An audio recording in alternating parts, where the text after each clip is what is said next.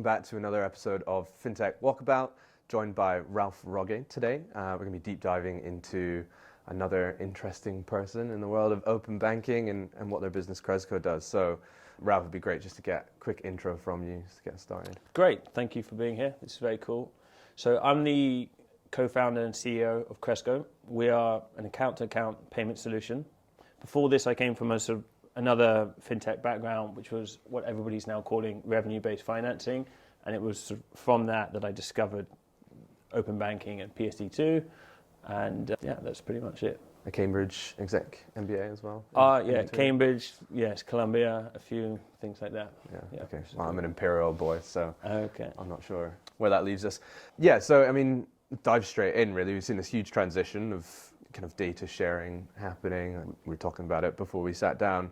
Just that transition of screen scraping into open banking methods. How did that or what were the influences, and was that influential in starting Crezco? And very much so. So my last company was a lending company, and it was a B2B lending company. And when you underwrite a small business, it's a very standard practice to ask for 3 months bank statements.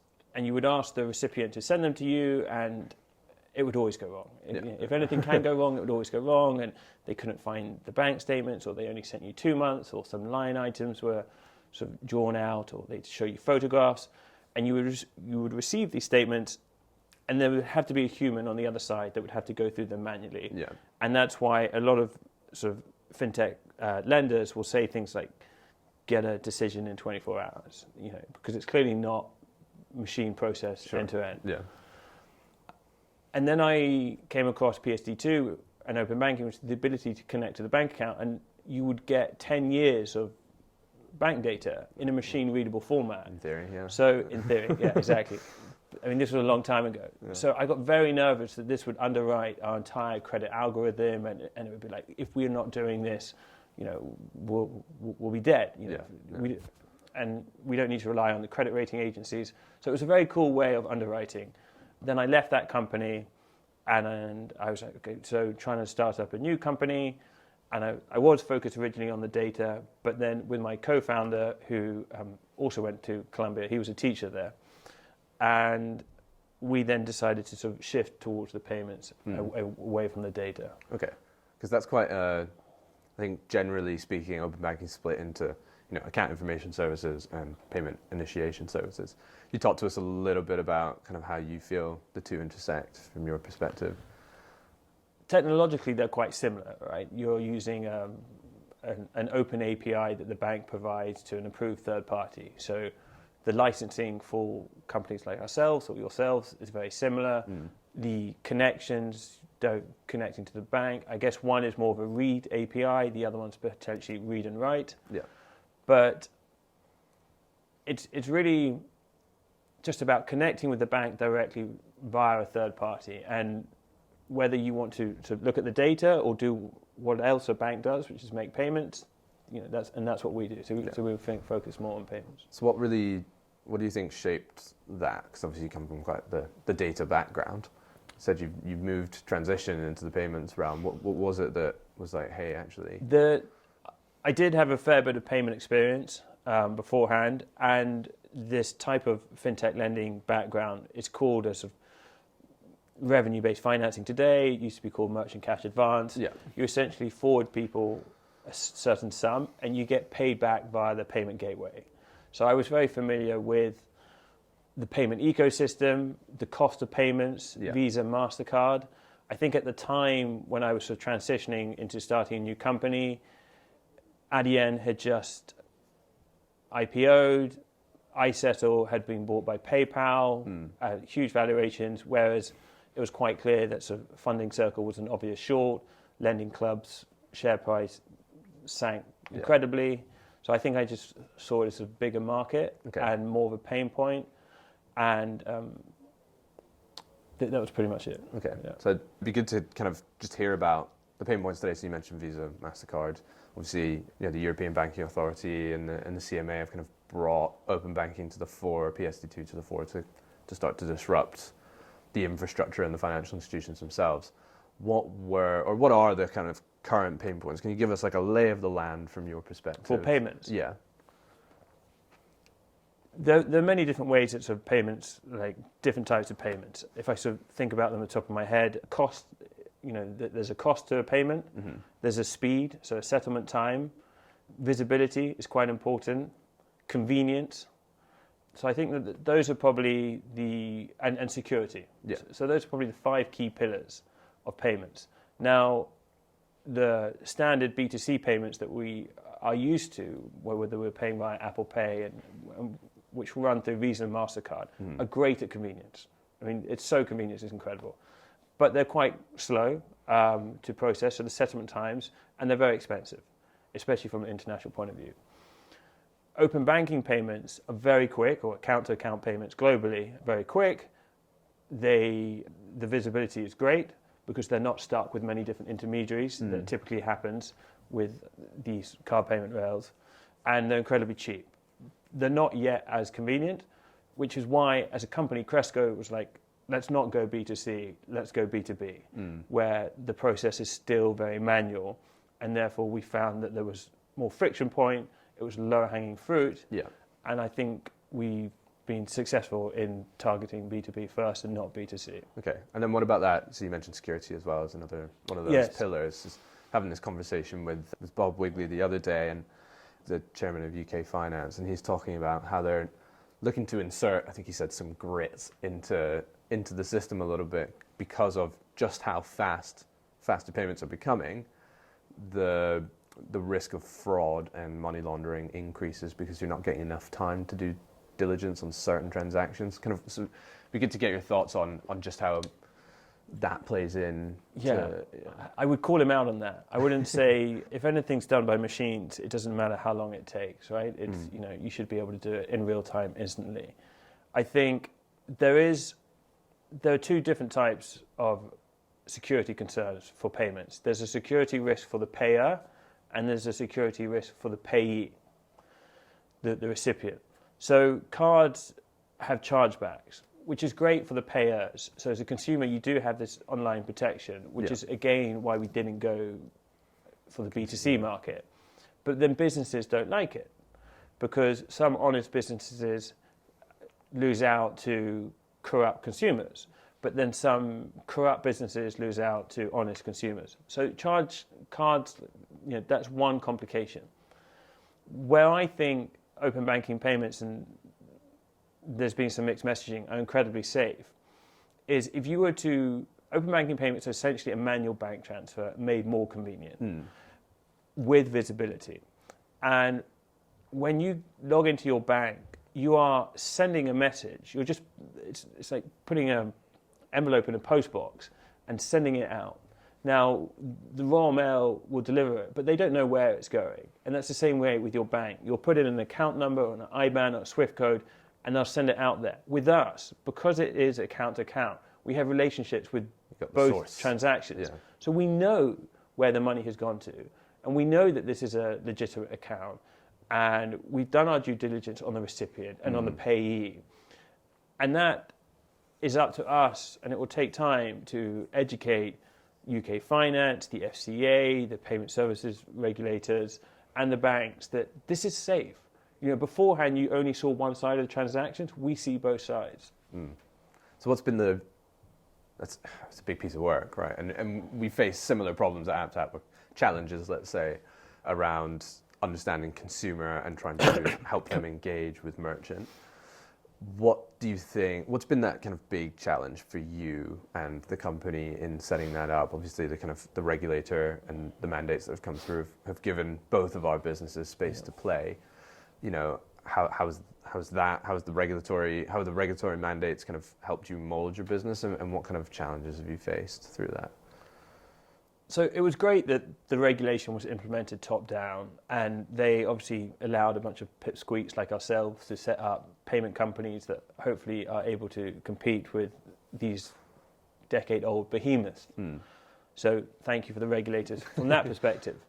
I would like more control. I would like it to be slightly clearer. I think there is a problem now where it's not quite clear who's in charge. And if you do something wrong, who holds you accountable? Sure.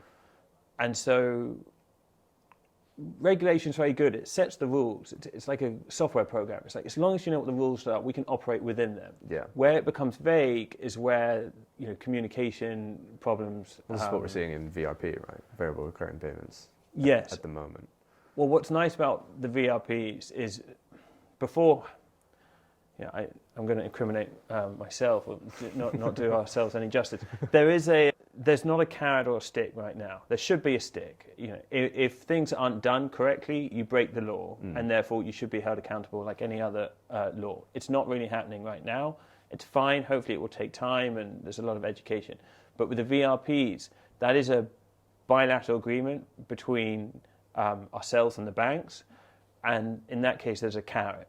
So hopefully there's more of a sort of monetary incentive to improve the relationship between third parties like ourselves and the banks. So for the bank then, is the reward for them just a lower cost of payment? Because direct debit versus VRP, like, is there much for it, or is there much in it for banks? Right? The banks, they don't get paid for an account-to-account payment right now, so they don't make any money from it. With the VRPs, that is a monetary agreement where we will pay them a certain percentage of the transaction value. It's not nearly as high as the 2-3% that PayPal will provide. It's probably closer from a pricing perspective with direct debits, but hopefully technologically it's a better product, it's more convenient, and so the banks have probably been like, well, what's in it for us? And now there will be something in it for them. Yeah. What about things like request to pay? Because it's, from the outside looking in, and not to do anyone any sort of injustice who is working on request to pay, but it seems like two very similar, in terms of functionality, two very similar kind of rails, but obviously open banking has been mandated and there's a lot more evidence behind people actually picking it up. So, what's your kind of take on request to pay versus variable recurring payments? Is it worth doing both? Is it worth the pursuit? I think variable recurring payments will be very exciting. And I think variable recurring payments, its main competitor is not direct debits, it's card on file. And that's very expensive, very slow, very we go back to chargebacks and things like that. And for example, variable recurring payments, there is consumer protection in those payments as to who is held accountable when things go wrong and the importance of protecting the consumer. So variable recurring payments is a much more consumer-friendly, convenient product. But it's not coming to the market. Well, I mean, we say it will come this year, but there's one bank that at least we're working with, and then we need to get sort of 4 or 5 more banks on. Yeah. And then the rest. And then the rest. And the other kind of 300 plus financial institutions. Yeah, you need a lot of patience in open banking. Yeah, well, that's true. Which leads me into my next question, actually, around what your take is on how financial institutions have approached open banking. Do you think they've been constructive? Obviously you've got to focus on payments, but from a wider perspective, right, we still see instances in which we're struggling to pull account information data in, let's say, a sustainable way, which is frustrating sometimes, obviously. But yeah, what's your kind of take on how banks have approached? It's probably been very similar to the experiences that you've had. When things go wrong, we file tickets and they don't get responded to as quickly as you'd like. The little guys. Exactly. But I'm hoping that sort of with time that these relationships can be improved. Do you think you're having to pick your battles? Yes, certainly select your battles. I'd much rather work with them than against them. I also think for me this is quite interesting, is that a lot of people think that open banking might disintermediate the banks. I actually think it will look after them a lot. I think it will disintermediate, I'm talking from a payment perspective. We're far greater competitors with the likes of Stripe or Adyen or Square, who are trying to become banks anyway, right? They're creating these e-wallets that hold the funds, and these funds used to go back to the banks, and the banks used to be able to lend them out for mortgages, and now they're not getting hold of it. So now they're doing financing, right? And now they're doing financing and they're doing lending, whereas an account-to-account is like, no, we'll send the money straight to your bank. And then you do what you're good at, savings and lending, loans. And we'll get you the partnerships with all the checkout solutions. Yeah. And so hopefully the banks will realize that their enemy's enemy is their friend, and we get to work better together. Do you think there's some evidence of that already, kind of the consumer relationship with financial institutions improving through open banking? Is it just too soon to tell? Probably too soon to tell. And we're not so consumer focused, so you would know more than I would. Yeah. In that Well, respect. I guess client, right? Like Yeah. consumer in the broadest sense. You know, all of these businesses or merchants that you and I are working with, at least, you know, we've kind of got this two-sided effect. It's consumers and merchants on either side. But the banks are still banking merchants as much as they are banking consumers. Yes, that's true. And actually, this is quite interesting. There are certain products out there, payment products, that work better with some banks than others. And when we talk to our merchants, they're willing to switch banks to the one that has a better open banking relationship. So it's a huge USP, right? Yeah, I think you're that's open it. banking, and if it makes it more convenient for them, then that's great. Yeah. So the segues, you're doing very well here. This is every next question I've got. It's almost as if you've seen the questions beforehand. Never. Do you think it matters whether or not then a client or a consumer or a merchant knows what open banking is in its kind of baseline form? Or is it just about kind of how good the experience is? We have quite a few clients, and there are definitely some that ask you far too many questions. Like, surely you don't care. It's just got to work. Yeah. I think on the whole, people don't really go to the Science Museum, but they're very happy hanging out at the Apple Store. So they don't need to know how technology works as long as it does work. But you can expect clients to ask any question, and what is this? And is this Bitcoin? It's like, no. And how does this work? And is this safe? Are you regulated? Yes. Yeah. But no, generally, maybe there's some friction at the point of onboarding, but once they get used to it, they just keep using us more and more and more. Well, I can't remember the name of the business I was speaking to the other day, who are rewarding customers for using the open banking checkout journey. Have you seen any of that yourself? Because, I mean, they're essentially saying, well, only 5 million, whatever, consumers have actually used open banking-based products today in the UK. So let's reward consumers for using payment checkout. So I know that stuff goes on, and obviously in credit cards, you've got things like Avios points, which is a sort of similar hook that they're trying to create. And those are B2C payment companies. And when we talked about, the 5 pillars of payments, the cost aspect, that's important for the merchant. It's not important for the consumer. I don't care how much, whatever the end recipient pays when I pay by Apple Pay. It was just super easy. You go into your corner shop and you're like, why can't I use my card? Exactly. And they go, we only accept cash. Like, well, not going here. Those companies that are offering rewards are trying to create a hook, a consumer incentive. Yeah.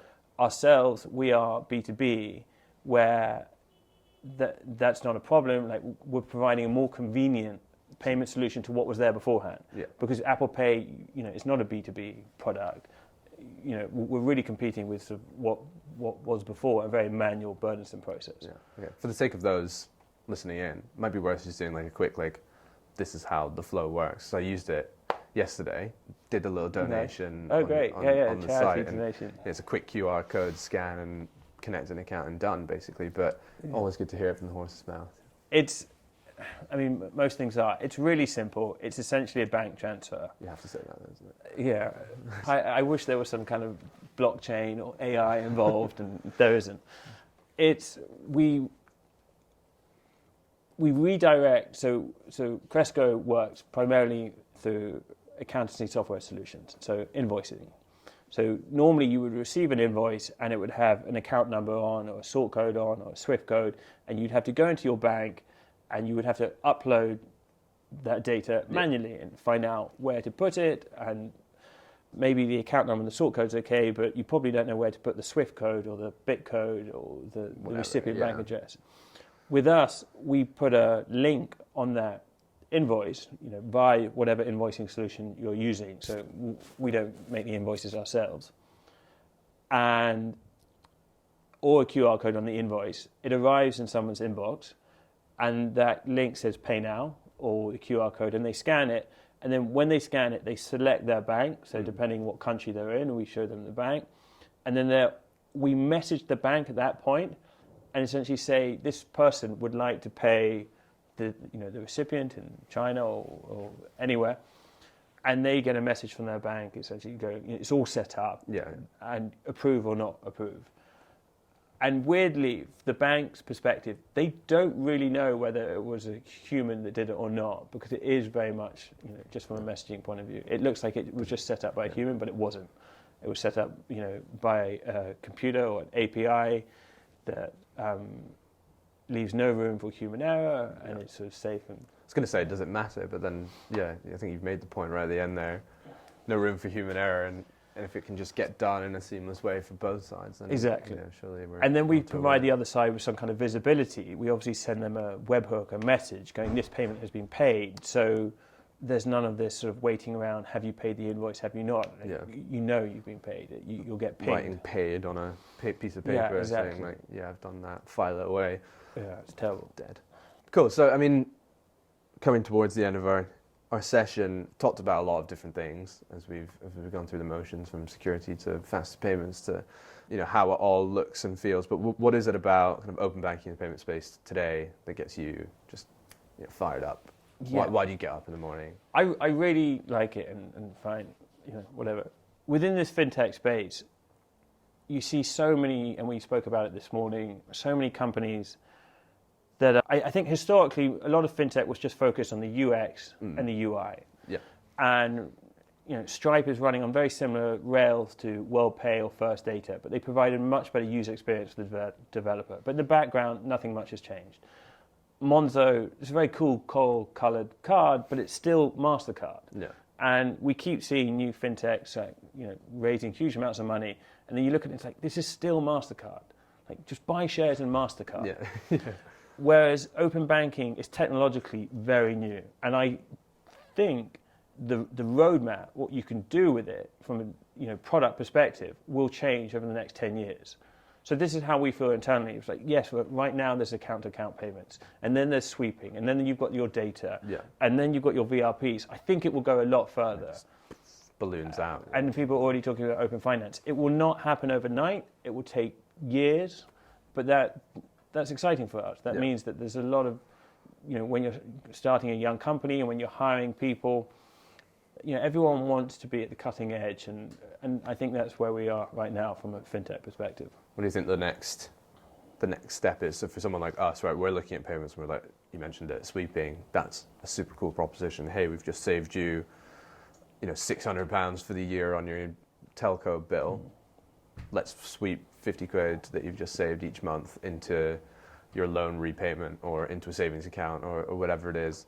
So what do you think the kind of next step in the next 6 months, year, 2 years? What does that look like? So those are short-term steps in our mind. I think convenience will be the VRPs. So let's say that's within a year. Yeah.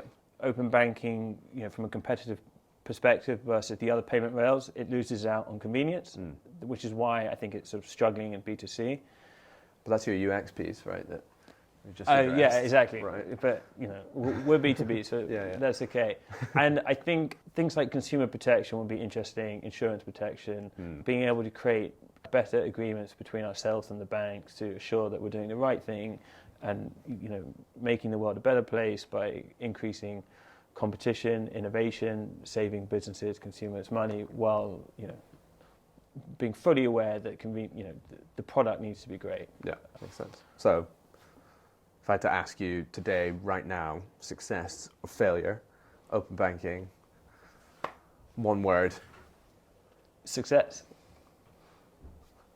Okay, now more words. Oh, more words, right? No, I think it's been a great success. I think where people call it a failure is that they fail to recognise that this is technologically very innovative. And I read, a friend of mine wrote something the other day in some article, it's like calling the internet a failure in 1993. Yeah. This is new, and it's growing, and it's not just growing in the UK, and it's not just growing in the EU, it's growing in Brazil and Mexico and all the way around the world. And it's a new system of, disintermediating these, There's been a lot of money spent on it. It seems like 2 billion or something over the last few years. We didn't spend 2 billion. No, we have not spent £2 billion. I'd love to. But, with the benefit of hindsight, do you think we take different steps to get to where we are today? I mean, obviously, I think that's an easy, it's every founder's least favorite question, I feel like. What would you do differently if you could restart your business? But if you could restart the open banking journey, do you think there are inflection points that you'd look at and say, well, because I mean, like OBI is just like become this massive entity that was never supposed to be. Open banking would do a lot better with a lot stricter, tighter regulation. When you're writing an API that has to be read by a machine, like there should be no room for interpretation. Yeah. And there is right now. Yeah. And so there's a lot of room for improvement from that perspective, and that needs to be a top-down sort of implementation. So yes, like it's all great that we're all saying how successful open banking is, or maybe some people aren't. Yeah. But most are. Yeah, most are. Yeah. It's also important to realise that there's a lot of room for improvement. Sure. And someone needs to take control, and that person should probably be a computer engineer. Yeah. Some multilateral tech framework that allows us to... Who's written and worked with APIs beforehand. Yeah. Cool. Well, just for the sake of Crezco and what comes next, like what are you up to over the course of the next year or two? Reveal our backlog. Moving the short, the medium, and the long term, it's, we believe open banking is a global movement. So it's not about staying in the UK or Ireland or France or Spain. It's really about assuring that we can connect to as many different banks around the world, and that would be very exciting for us. We need more time and resources, but we would love to be handling sort of more cross-border payments and cross-border B2B payments. Neat. Awesome. If people want to find you, where do they look? Probably just go to Crezco.com and, that would be it, or LinkedIn or something like that. Perfect. Yeah. Well, Ralph, it's been a pleasure. Thank you for Thank you joining very me. much. Yeah, of course. And tune in next time for another episode of FinTech Walkabout. Thank you. Nice one. Great. Cool. Good stuff. Yeah.